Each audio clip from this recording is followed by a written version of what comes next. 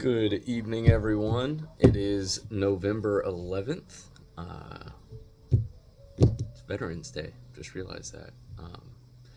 Monday, definitely Mondayed for me today. Uh, did have a slow day, but not for the same reason as usual. I think I fell asleep last night around 8 o'clock, which is very unusual for me. And I ended up sleeping. I think I finally really woke up around like 9 o'clock. Uh, So I got some great sleep I really needed last night. Apparently, I don't know. My body just said sleep. Um, I did not have a say in this one. Uh, I don't know. I guess I was just exhausted, but it felt great when I got up. I did end up instead of my normal workout today, I did an hour of yoga. I'm gonna add the video into my playlists. It was a great beginner yoga video. Um, got a lot of mobility going and stuff like that today. That was kind of my focus.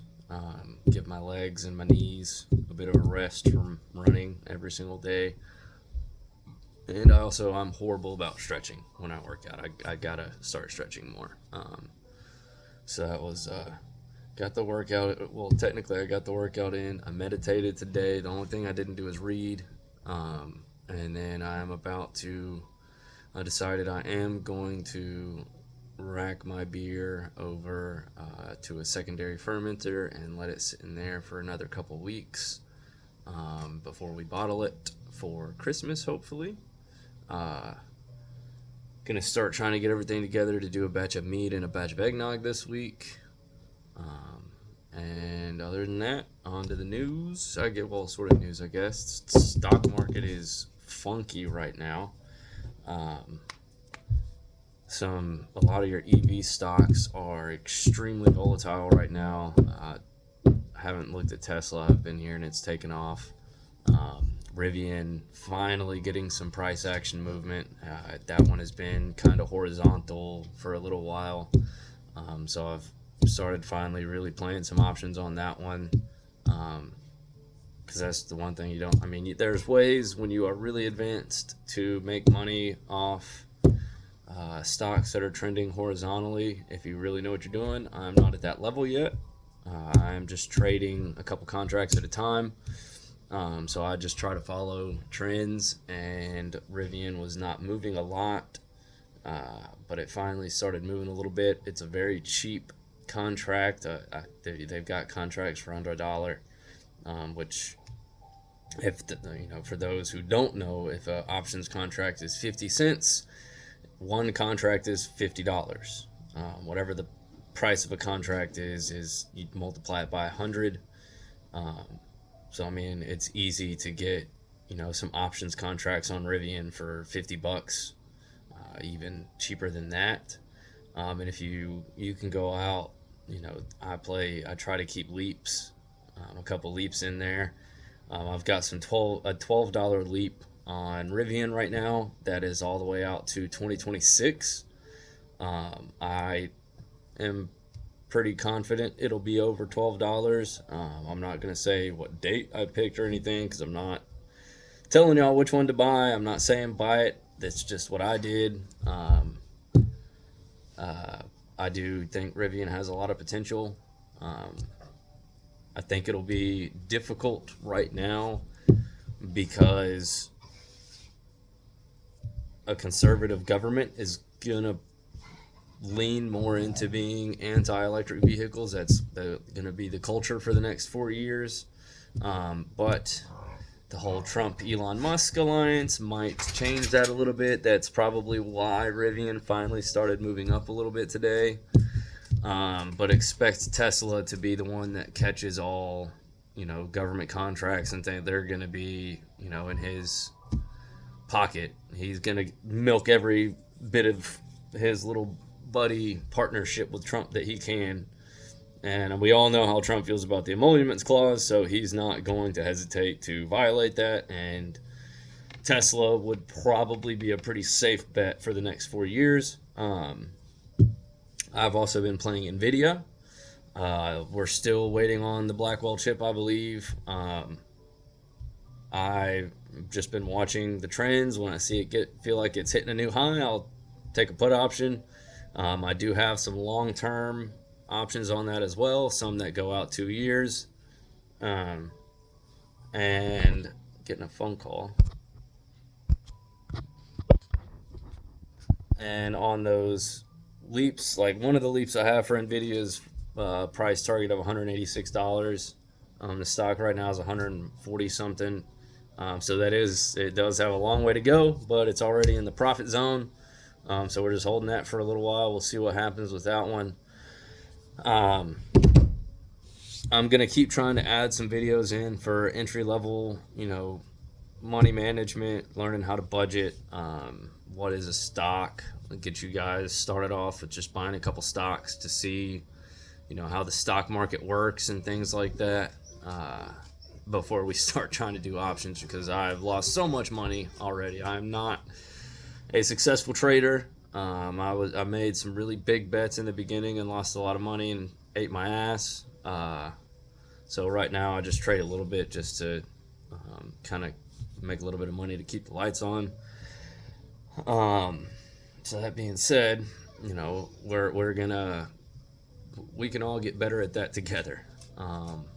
Hopefully.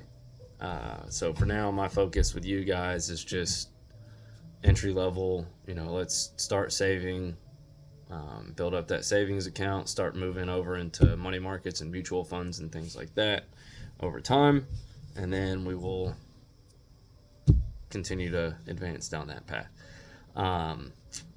Figured I would also go ahead and share a story as well today. This is another, I guess, going on the whole growth. I need to get better at lighting. I know. The whole, my growth and change and all that stuff. And I had mentioned in the first video, a friend who was gay. And this was a little while after the other incident. But one day we were messaging. I can't remember if he'd already moved or not, or if he was still living in the area. But he messaged me and told me he wanted to talk to me about something. I'm a very laid back. I'm not the kind of person to really expect much of a reaction from, depending on what we're talking. It takes a lot to really get a reaction. Maybe if someone died, I might get a reaction, but that's about it. So anyway, he tells me he wants to talk, and he comes out to me, and let me hold on a second.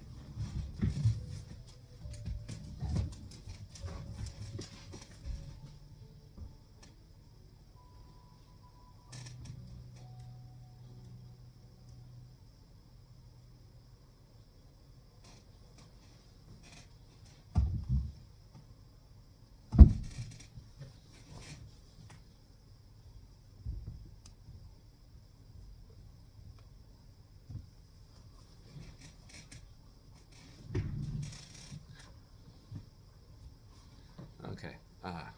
Hopefully that's a little better. Can't really tell now that I'm a little further away. But anyway, so my friend wanted to talk, and he comes out to me, and like I said, I just kind of brushed it off. I'm like, okay. I guess I don't want to say I was shy. I don't remember exactly what his reaction was. But there was a little bit of shock that, he told me, he was like, I was really afraid you would not want to be my friend, you would want to disown me. And I was like, dude, we're friends. Like, at the time, I was kind of on that precipice of coming around to it and everything, so it's not that I had fully embraced it, but I definitely didn't have the disdain towards it that I had, and not enough to stop being friends with somebody or tell them they're not my friend anymore or anything like that. So it was, and I had, growing up, I had 2 uncles that were gay, so it's not like I was going to disown them either way, even if I did disagree with it.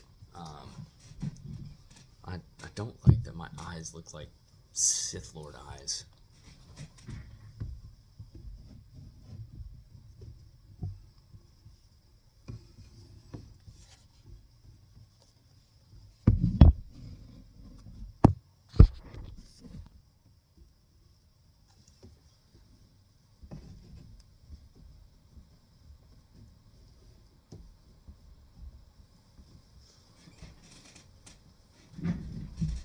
Oh, that is really bright.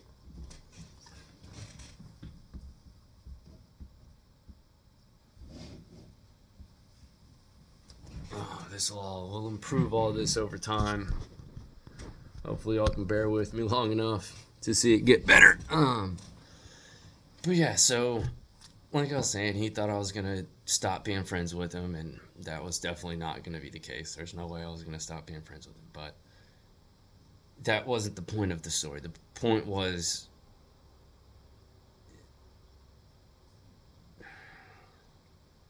I had no right to be, but it hurt to hear that my friend thought I would not want to be his friend. Uh, so that was something that kind of stuck with me really hard. Was like, is that how other people, if other friends or if a family member was gay, is that how they're going to feel around me? Is they're not going to feel comfortable? They're not going to feel safe telling me that that's who they are because of who I am. And that was one of the biggest eye openers for me, realizing that someone close to me was afraid to tell me who they were, and that was all I needed to know that I definitely needed to change my image, so to speak, to make sure people understood I don't care who you are, as long as you're not trying to hurt anybody. You get my acceptance, you get my vote. I don't care. As long as you just be a good person. That's really all I care about personally. So yeah, that's our story time. Was debating on what I guess economic finance subject to talk about today. I know we talked about savings yesterday.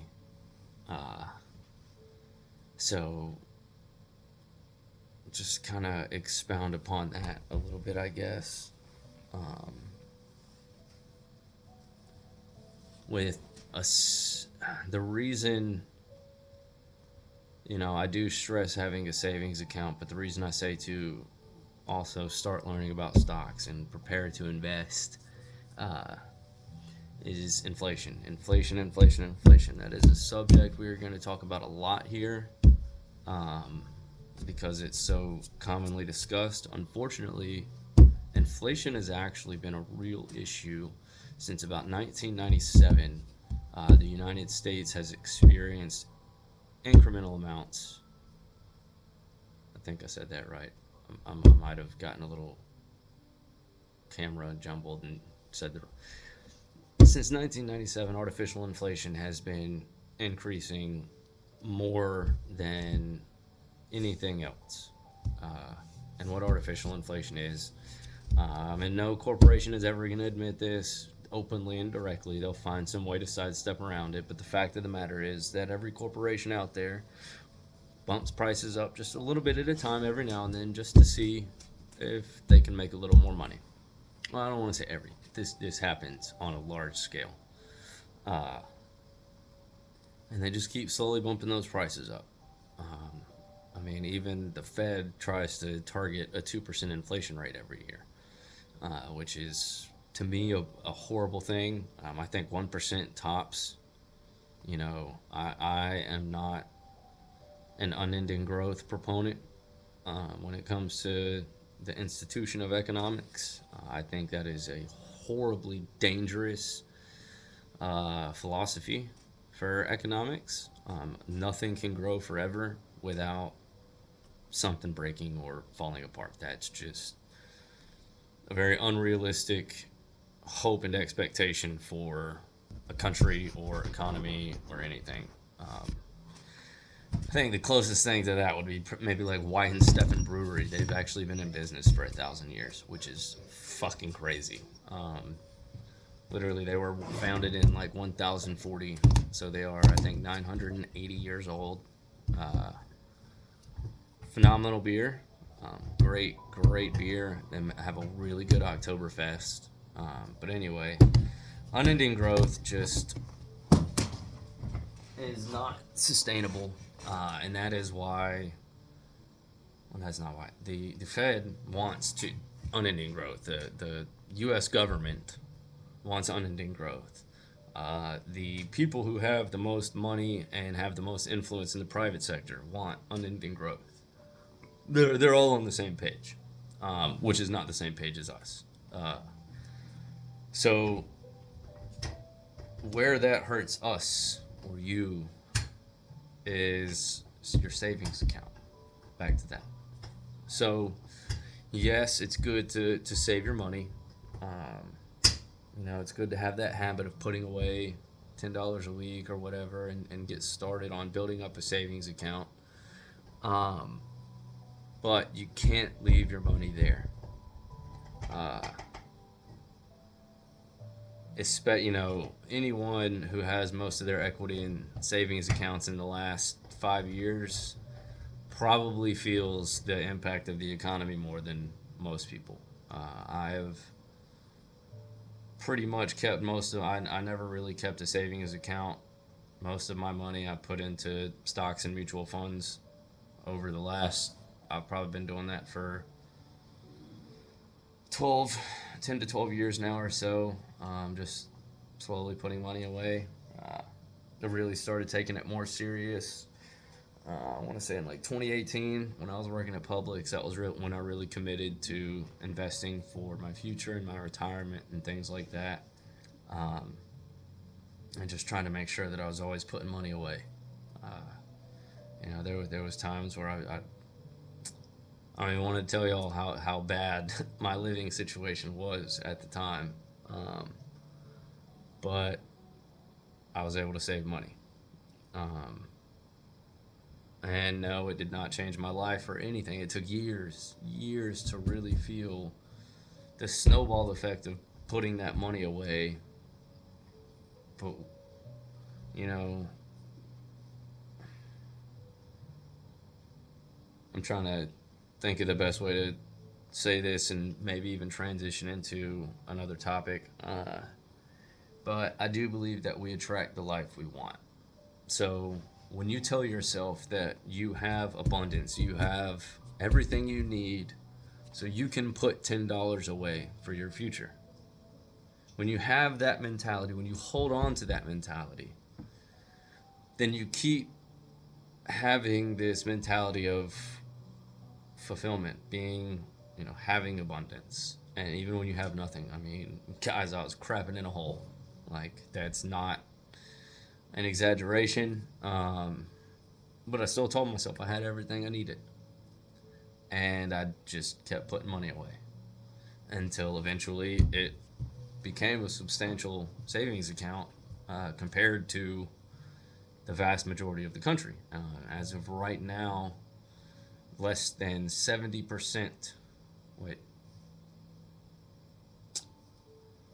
about 70% of the country has less than $1,000. So in savings, that is basically saying that if you have $1,000 in savings, if you have $1,000 cash in your hand, if you pay all your bills, you have nothing to pay for at the moment, and you have $1,000 left over, you are doing better than 70% of Americans, which is astounding. That's to think we are the wealthiest country on the planet, and 70% of our country doesn't even have $1,000. Don't get me wrong. I understand there are countries in this world where people don't even see $1 a day. They don't even see $1 in a month. But to be in the wealthiest country on the planet and not even have $1,000 in savings is just wild to me. But it's part of why this channel exists. That's why I started this. Because if I can make it, 60% of America that has less than $1,000, or 50% of America that has less than $1,000. If I can help make that difference one day, then I will have done what I came here to do on this planet, I believe. You know, we'll get into religion and some other videos and interviews and things like that. I'm not religious myself. I do believe there is a higher power. We are all called to do something on this planet, and mine was, for whatever reason, money. To help people have a different appreciation and understanding of money. And as long as I can do that, I can die a happy man. I'll die with a smile on my face. And yeah.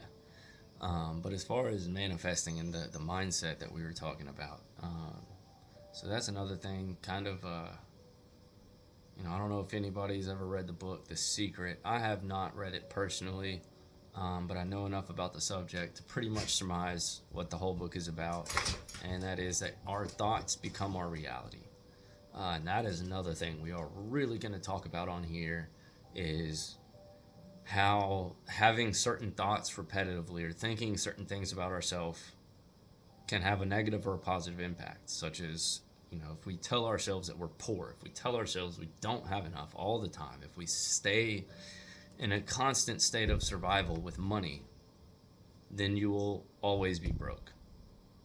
I know that sounds counterintuitive. I know when you're poor, the last thing you want to tell yourself is, you know, you have everything you need, and it's hard. It's really hard to do that. But if you can try, if you can just be grateful for the things we have and keep your chin up. I know sometimes it's so hard, guys. You want to hang your head down, but if you'll just keep that chin up, keep going forward, be grateful for what you've got, then it will get better.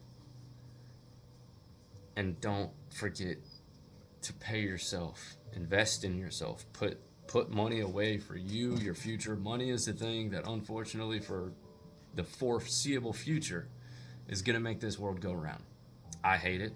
I know a lot of people hate it. I don't see how we ended up where we are. I don't know why we ended up in this greedy, dog-eat-dog society, where this came from, but this is where we were born. This is the world we were given. So, unfortunately, the best thing you can do if you want to change a system is to play the game for a little while until you get to a point where you can make a difference. So I'm gonna add some more videos tonight for basic investing and saving and stuff like that. I'm also gonna add the yoga video that I did. That was a really good yoga video, and she also does like a 5-minute positive affirmation afterwards. That was really nice.